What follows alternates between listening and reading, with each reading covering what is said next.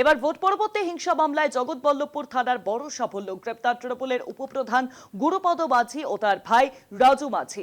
21-এর ভোটে বিজেপি কর্মীদের উপর হামলায় জড়িত ছিল ধৃতরা। ধৃতদের হাওড়া আদালতে পেশ করবে পুলিশ।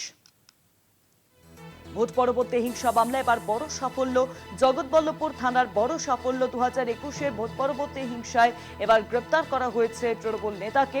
আপনাদের জানিয়ে রাখবো যে গ্রেপ্তার তৃণমূলের উপপ্রধান গুরুপদ মাঝি ও তার ভাই রাজু মাঝি। 21-এর ভোটে বিজেপি কর্মীদের উপর হামলায় জড়িত ছিল ধৃতরা।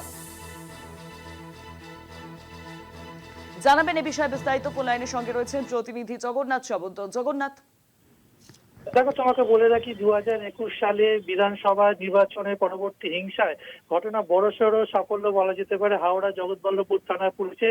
নির্বাচনে মিটে যাওয়ার পরই বিজেপি কর্মীদের উপর হামলা এবং মারধর, দোকানপাট ভাঙচুর, বাড়ি ভাঙচুর, বিভিন্ন অভিযোগ এদের বিরুদ্ধে রয়েছে এবং তাকেই পুলিশ গ্রেপ্তার করে আজকে হাওড়া আদালতে তুলেছে। তবে এই ঘটনা প্রথম নয়। এই ভোট পরবর্তী হিংসা বিভিন্নভাবে তোমার মানুষজনকে জড়াতে দেখা যাচ্ছে। ধৃতদের মধ্যে একজন গোবিন্দপুর গ্রাম পঞ্চায়েতের উপপ্রধান এবং বাকি একজন তার ভাই। অর্থাৎ পুলিশ সূত্রে জানা গিয়েছে যে এই ধৃতদের অভিযুক্ত হলো নাম যে বলে রাখি গুরুপদ মাঝি তৃণমূলের উপপ্রধান এবং রাজু মাঝি উপপ্রধানের ভাই। দুজনকে আজকে হাওড়া আদালতে তোলা হয়েছে। এদের বিরুদ্ধে একাধিক অভিযোগ 2021 সালে ভোট নির্বাচনের পরবর্তী যে হিংসা, এলাকায় একেবারে সন্ত্রাস তৈরি করা এবং বাড়ি ভাঙচুর, বিভিন্ন সম্পত্তি নষ্ট, তোলাবাজি, বিভিন্ন অভিযোগ ছিল। সেই অভিযোগেই গ্রেপ্তার করে আজকে হাওড়া আদালতে তোলা হয়েছে।